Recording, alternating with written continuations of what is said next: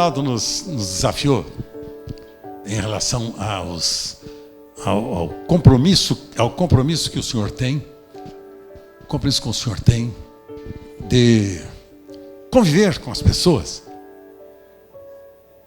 com os discípulos, com os circunstantes, com as pessoas com quem ele se encontrava. E ele foi responsável por perguntas que definiram muitas vezes a estratégia, o rumo, o ritmo da vida de algumas pessoas que a Escritura registra. Tantos e tantos que encontraram-se com Jesus, e a pergunta que Jesus lhes fazia era fundamental, porque ela ia direto no cerne da questão, no coração humano, na conscientização das definições que o ser humano naturalmente precisa ter em relação à sua fé, para que a sua conduta de fé, de prática, ela possa ser correspondente com as confissões que por vezes são feitas. Que por vezes a gente diz coisas e faz outras.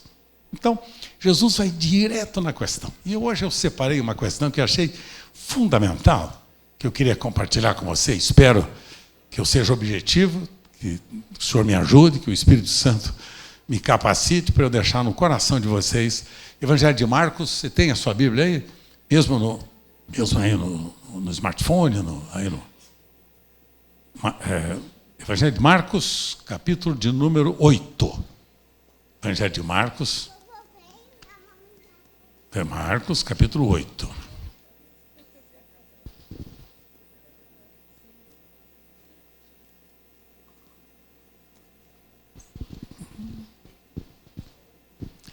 Verso 27 ao verso 30.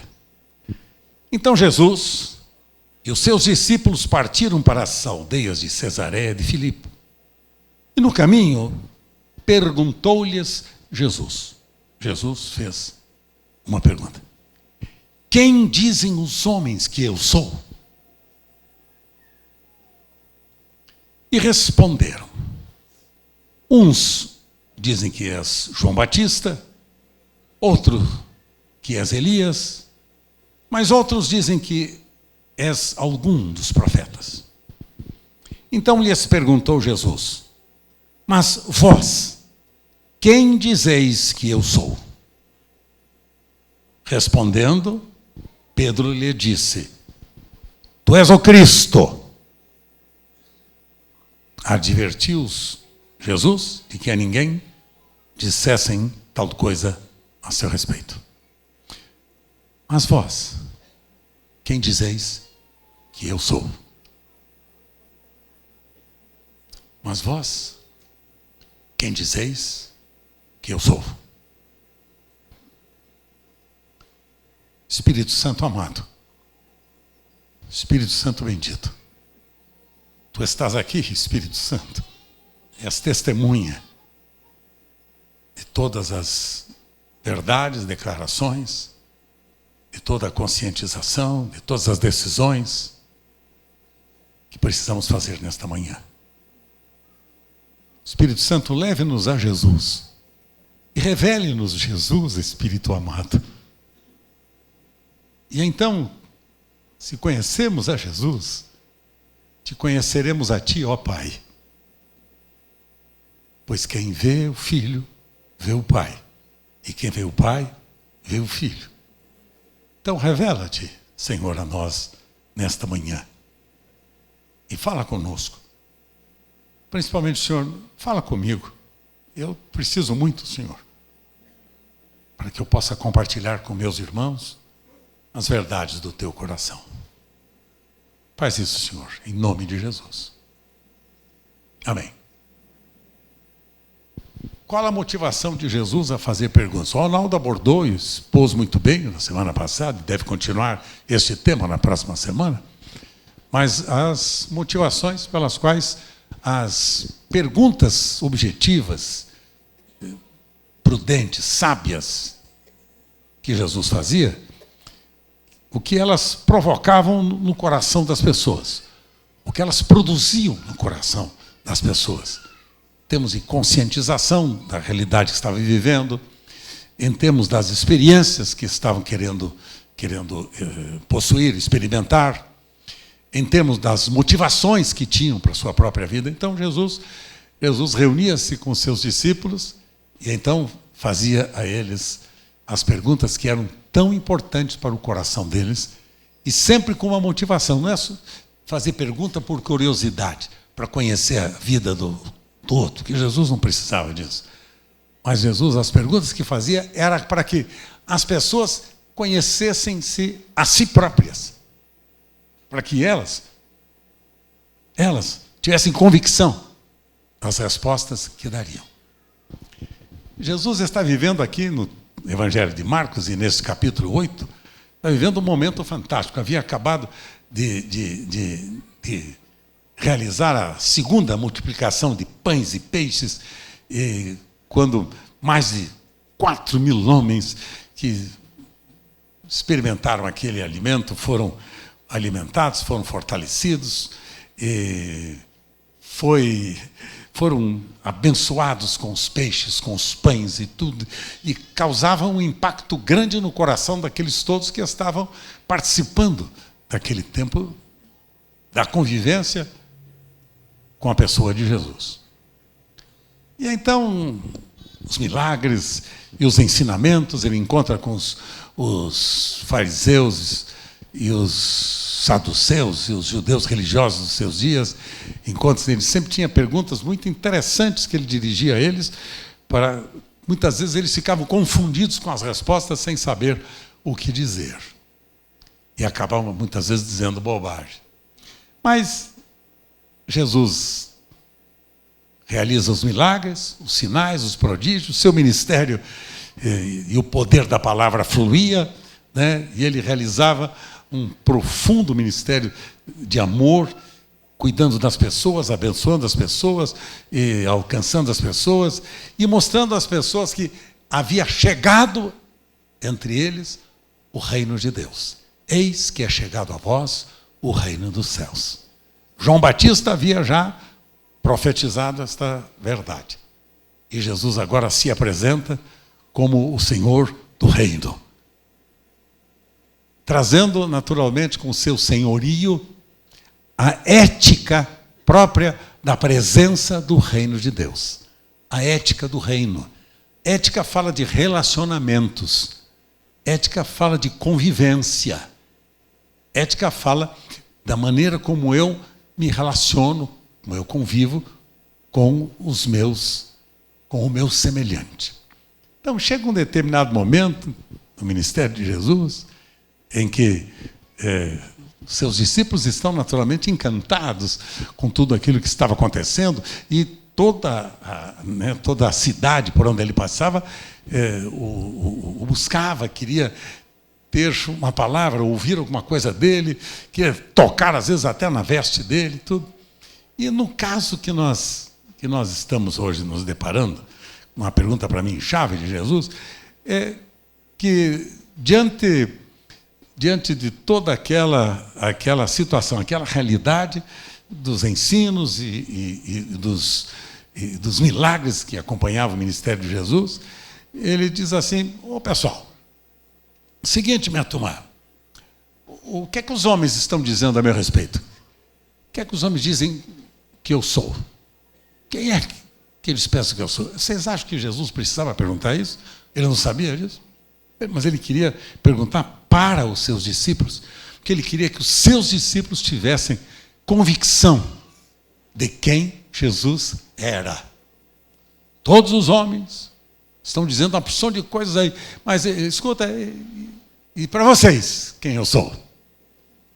E o que é que eu sou para vocês? Me contem. O que é que vocês acham que eu sou? Aí estão dizendo aí que tu és João Batista, que João Batista ressuscitou e que agora ele encarnou-se em ti. Estão dizendo que tu és João Batista. Ministério que invocava muito os cuidados sociais, né? Justiça social. O ministério de João Batista era voltado para o trabalho social, cuidado com as pessoas. Se João Batista existisse hoje, ele ia dizer que ele era comunista, Porque João Batista amava, cuidava, servir pessoas, cuidar de pessoas, conscientizá-las a respeito da importância do reino de Deus e do cuidado com o ser humano, cuidado com o nosso semelhante. Então, o que é que as pessoas dizem?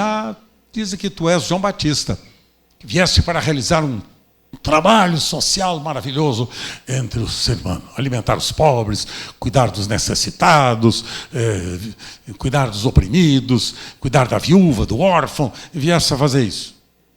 Tá. Então, dizem que estás revivendo o ministério social de João Batista. Tá bom. E o que é que os outros dizem? Outros estão dizendo que tu és Elias. Elias, lembra aquele profeta lá do passado, profeta com uma autoridade profética poderosa, profunda, que desceu fogo dos céus, um homem com uma autoridade profética fantástica, e uma palavra de Deus séria, um relacionamento que ele tinha com o Pai, que o fazia um instrumento abençoador entre a nação israelita. E estão dizendo que és Elias.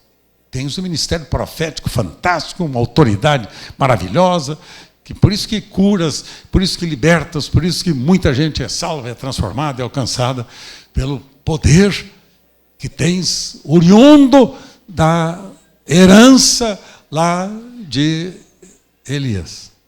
És um dos profetas. João Batista, Elias, ou talvez um dos profetas do passado. Isaías, Oséias, Ezequiel, Daniel e outros tantos, que talvez esteja repetindo o trabalho desses que no passado foram instrumentos que trouxeram a consciência das necessidades da nação israelita para que ela se arrependesse dos seus pecados e voltasse ao Deus Todo-Poderoso. Eles estão dizendo que eu sou João Batista, então, Elias, ou um dos profetas e tudo. Muito bem, essa é a opinião deles. Muito bem. Agora Jesus vai no centro da questão. Agora ele vai dirigir-se a mim e a você. E vós? Quem dizeis que eu sou? Para mim aqui está o cerne desta questão. Aqui está o fundamento desta pergunta que Jesus faz aos seus discípulos. Ele queria saber o que eu penso. Qual é a minha experiência? Qual é a minha relação? Qual é a minha convicção? Qual é a minha convicção? E vós? Quem dizeis que eu sou?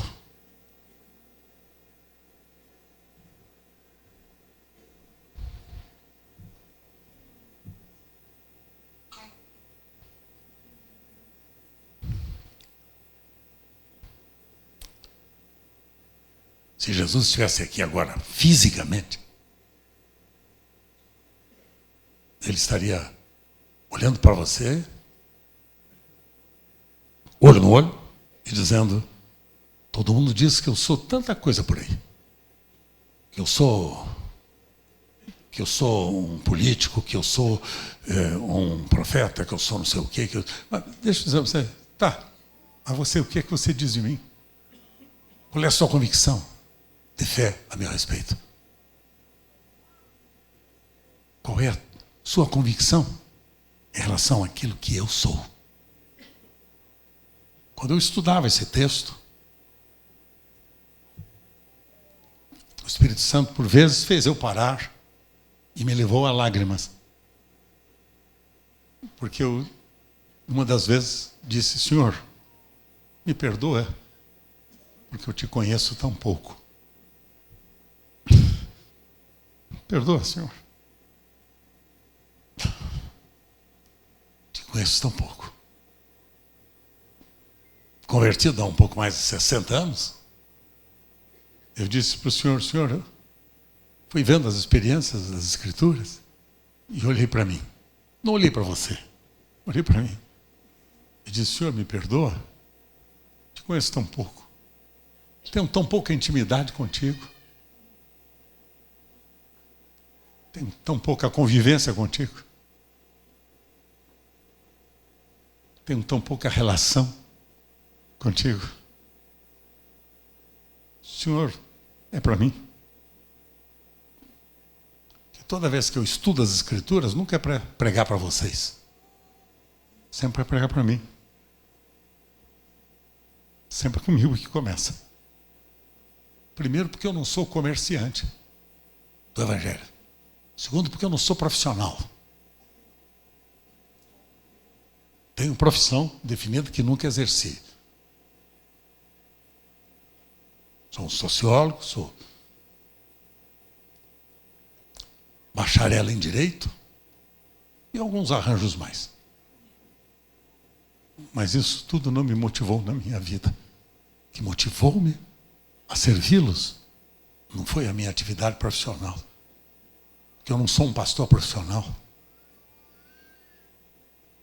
Eu sou um cristão, discípulo de Jesus, como você. Como você, nem melhor, nem pior, igualzinho você. Lé com lé, cré com cré. Um sapato em cada pé. Igualzinho você. E o Senhor dizia: e eu, Carlos Alberto, sou para você. Por vezes eu parei, chorei. Me perdoa, Senhor.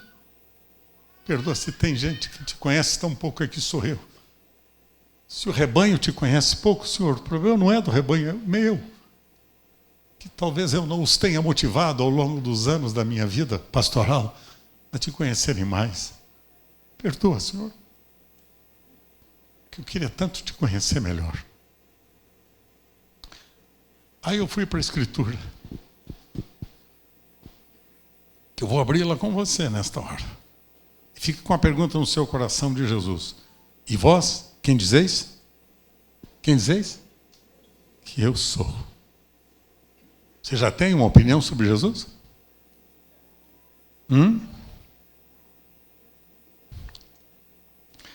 Você já tem uma opinião sobre Jesus?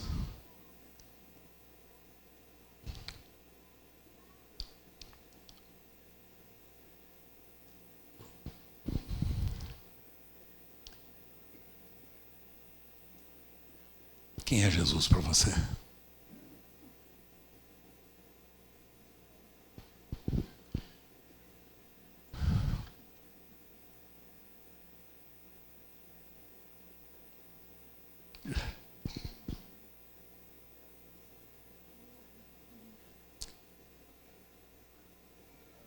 Quem é Jesus para você?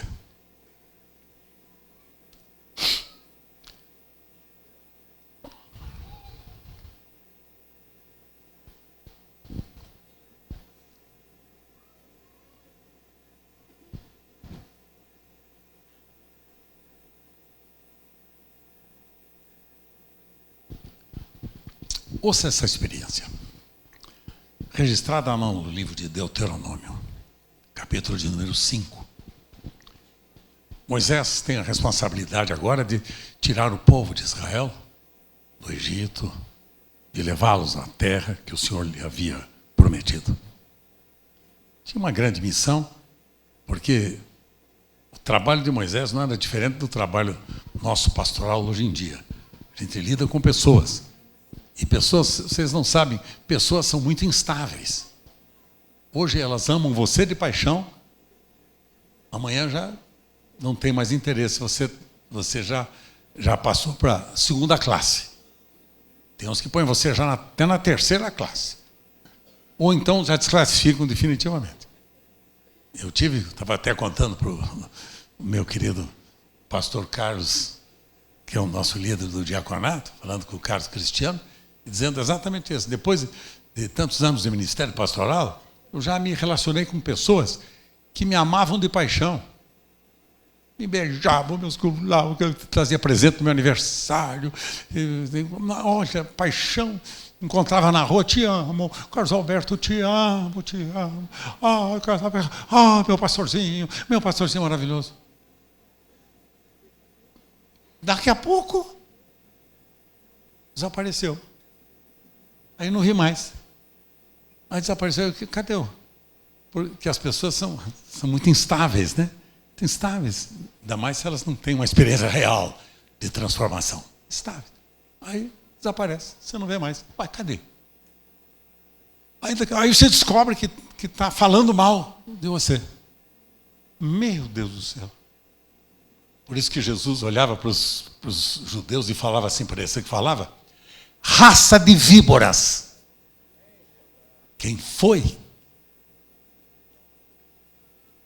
que induziu vocês a viverem assim? Dizia Jesus. Quem? Raça de víboras. Sepulcros caiados. Dão uma volta no mundo inteiro para fazer um discípulo e depois vocês o tornam 2 vezes filho do diabo, disse Jesus. Porque eles passam a ser parecidos com vocês. Hipócritas, mentirosos, traiçoeiros, traidores, por aí fora. Bom, ser humano. Está lá Moisés e o povo. E aí Moisés está diante daquela multidão de israelitas. E então, ouça, Deuteronômio capítulo 5, verso 22. Estas palavras falou o Senhor a toda a vossa congregação no monte do meio do fogo, da nuvem e da escuridade, com grande voz, e nada acrescentou. Falou quem? Falou quem? O Senhor. Tendo-as escrito em 2 tábuas de pedra, deu-as a mim. Moisés falando sobre as tábuas da lei que ele recebeu no Monte Sinai. Sucedeu que, ouvindo a voz no meio das trevas, enquanto ardia o monte em fogo, vos achegastes a mim, todos os cabeças das vossas tribos e vossos anciãos. E disseram, aí chegaram todos os líderes do povo de Israel para ele, né? Ele tinha as tábuas da lei, trouxe o recadinho lá do Sinai para o coração do povo, os mandamentos, né? Aí, verso 24. Eis aqui o Senhor nosso Deus nos fez ver a sua glória e a sua grandeza, e ouvimos a sua voz no meio do fogo. Hoje vimos que Deus fala com o homem, e este permanece vivo. Agora, pois, por que morreríamos nós? Dizia Moisés. Pois este grande fogo nos consumiria, se ainda mais ouvíssemos a voz do Senhor nosso Deus, morreríamos.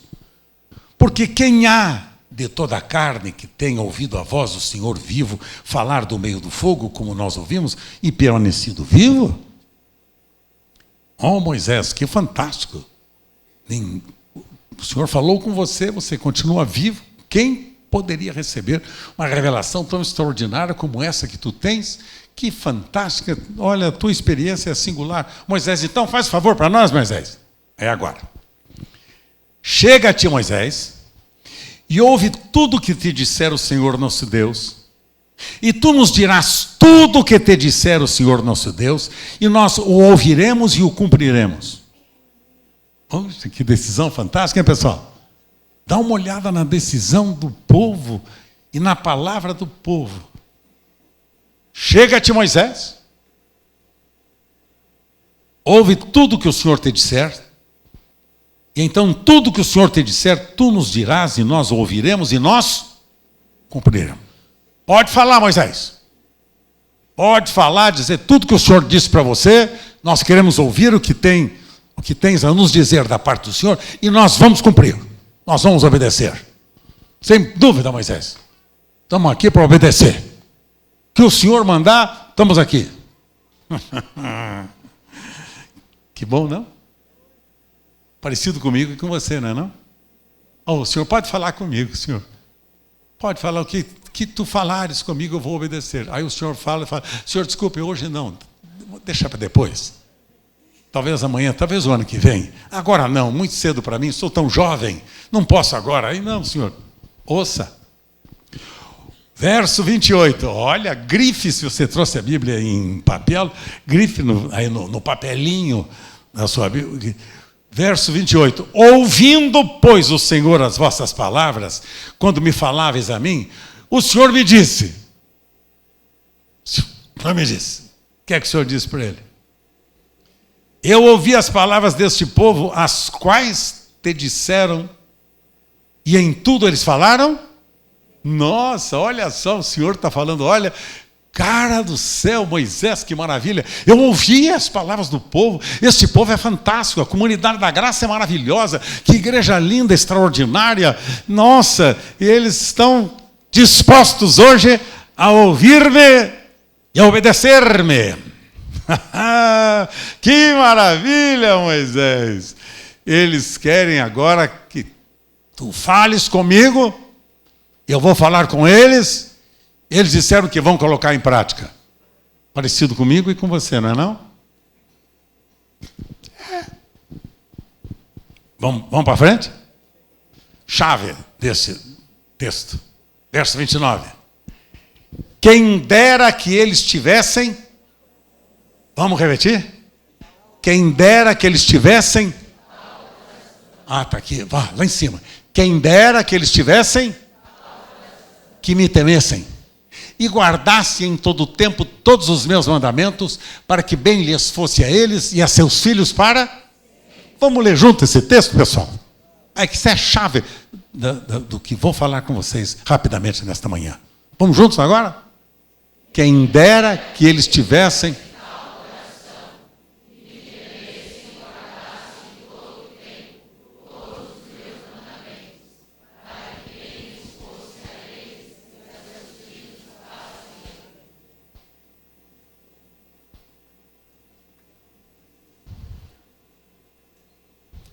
O grande problema, sabe qual era?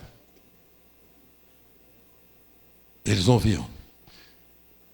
Conheciam de ouvir falar e não de com ele andar. Conheciam a Deus pelas informações. Conheciam a Deus pela religião, pelos dogmas prescritos na sua fé religiosa. Conheciam a Deus pela tradição, pela conceituação humana. Conheciam a Deus pelos costumes, pelas práticas que os religiosos todos têm. Conheciam a Deus de ouvir falar. Conheciam a Deus, e diz o Senhor, eles fizeram uma excelente decisão. Eles querem me ouvir, mas eles não têm coração para me obedecer. Sabe qual é o grande problema, Eliel? O grande problema é o nosso coração. Por isso que a Escritura diz, enganoso é o coração, mais do que qualquer coisa. Quem o conhecerá? Eu tenho boas decisões a tomar, só que não tenho capacidade para praticar. Me comprometo a amar a minha esposa como Cristo ama a igreja, e não consigo. Me comprometo a honrar meu marido como a igreja honra a Cristo, não consigo.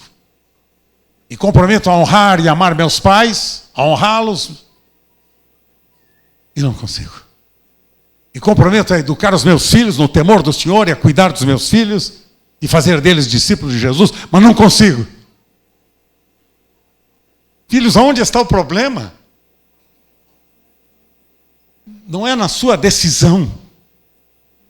Não é na sua decisão. E vós, quem disseis que eu sou?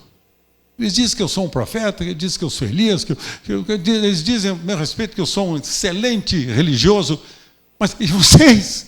O que é que vocês dizem a meu respeito? O que é que vocês pensam de mim? Da minha relação? O que é que vocês têm de relação de intimidade comigo? E vocês? Eu frequento as reuniões, gosto de ouvir as Escrituras, mas ando do jeito que eu quero, vivo do jeito que eu quero, faço do jeito que eu quero, tenho a minha vida do jeito que eu quero.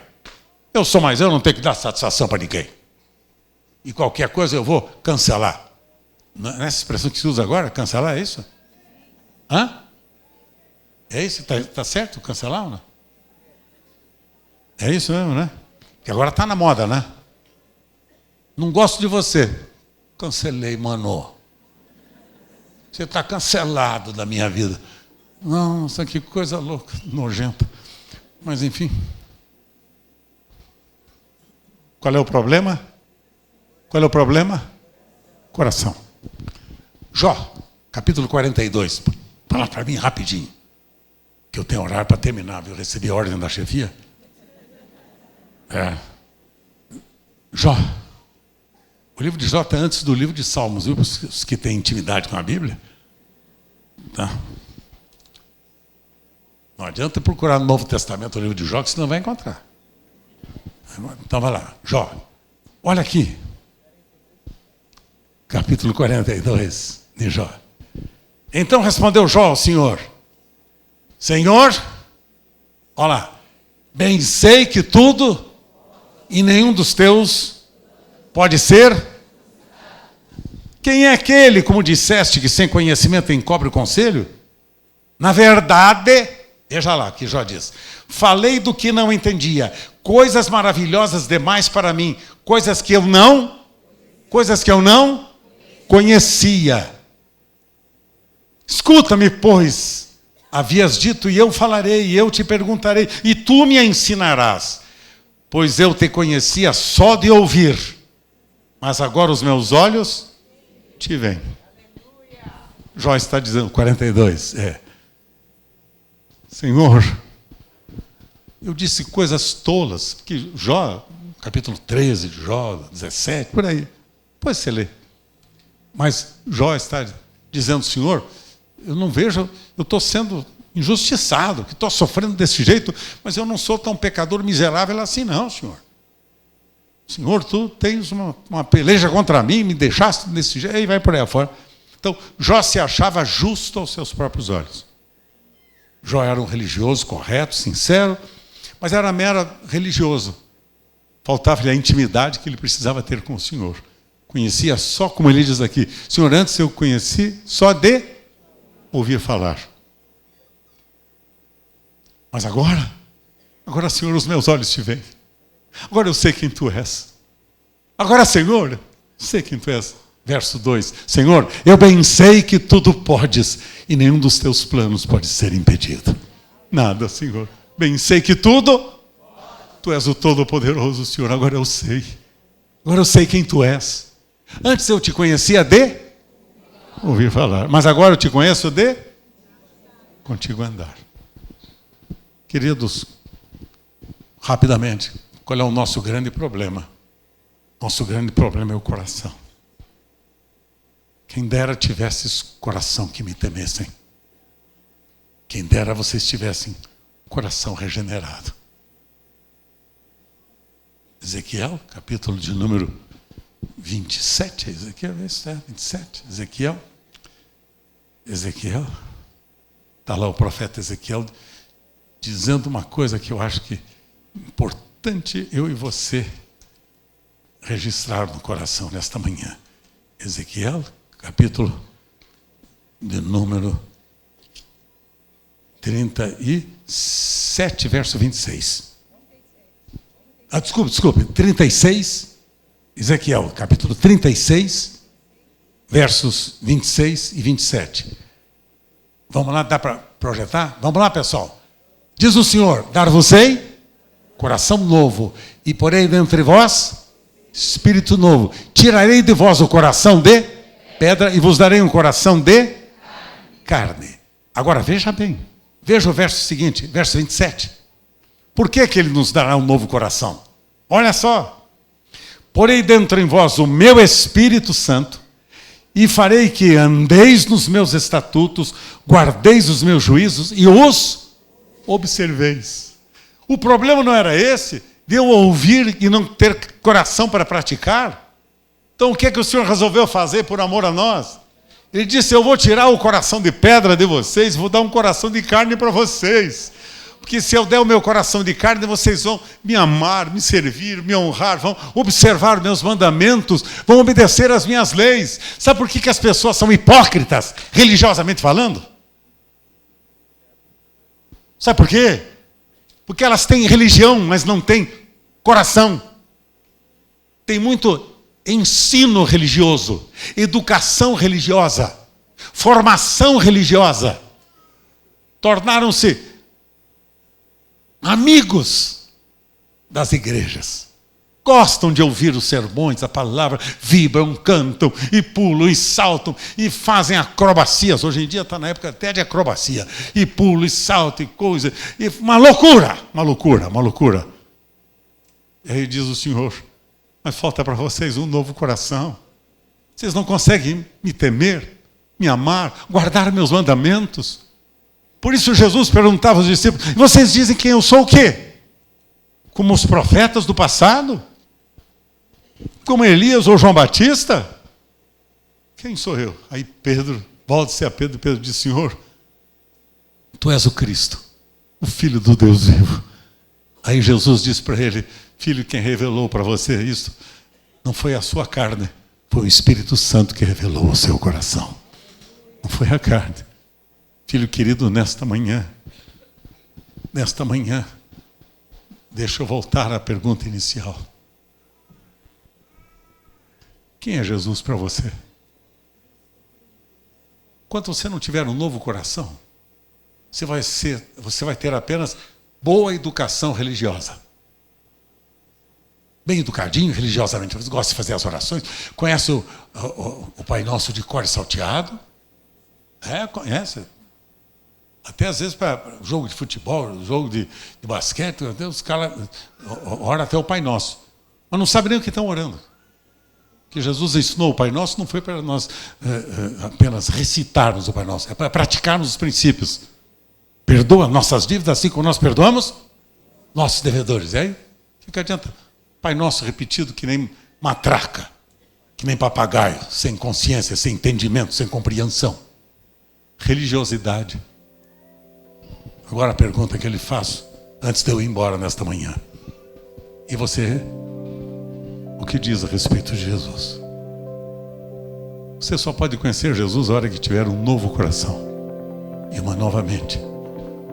Que a promessa do Senhor é essa, eu vou dar para eles um coração novo, para que eles sejam capazes de praticar os meus ensinos. Porque enquanto a gente não tem um novo coração, a gente tem boa vontade, mas não consegue praticar. O apóstolo São Paulo, antes de conhecer a Jesus, ele passou por isso, ele disse, o bem que eu quero fazer, eu não consigo. E o mal que eu não quero praticar, eu não consigo deixar de praticar. E o que mais ele disse? Ele disse, miserável homem que eu sou, quem me livrará do corpo desta morte? Diz o apóstolo São Paulo, sou um homem miserável. Quem me livrará do corpo desta morte? Porque é um corpo de morte. Pecado é um corpo de morte. Se não for extirpado da sua vida, vai levá-lo para o inferno. Vai levá-lo para o inferno. Vai levá-lo para o inferno. Quero dizer isso para você. Novo coração. E aí, então Paulo diz, Senhor, eu estou crucificado com Cristo. E agora vivo não mais eu, agora é Cristo que vive em mim. E a vida que eu agora vivo na carne, vivo pela fé do Filho de Deus, o qual me amou, e assim mesmo se entregou por mim. Agora eu sou uma nova criatura. Nova criatura, novo homem sou. As coisas velhas já não são. Outra vez nasci, diz o cântico. Agora sou uma nova criatura, um novo coração. Não é de nova religião que eu preciso. Você não precisa de uma nova religião. Você precisa de um novo coração. Porque Jesus fez aquela pergunta aos seus discípulos? Porque eles poderiam acompanhar Jesus o tempo inteirinho no seu ministério e irem para o inferno. Jesus disse para eles, vocês vão provar a morte que eu provo para experimentar a minha ressurreição. Ele dizia, se o grão de trigo, João capítulo 12, se o grão de trigo caindo em terra não morrer, fica ele só. Mas se morrer, dá muito fruto. Então Jesus estava dizendo, vocês precisam morrer a minha morte para ressuscitar e ganhar a minha vida. No ano passado nós celebramos a nossa ressurreição juntamente com Cristo. Quer dizer, experimentamos a vida dele, vida que nasce da morte, vida que traz o perdão. É muito mais que uma religião. É Cristo vivendo em você. É Cristo vivendo em você.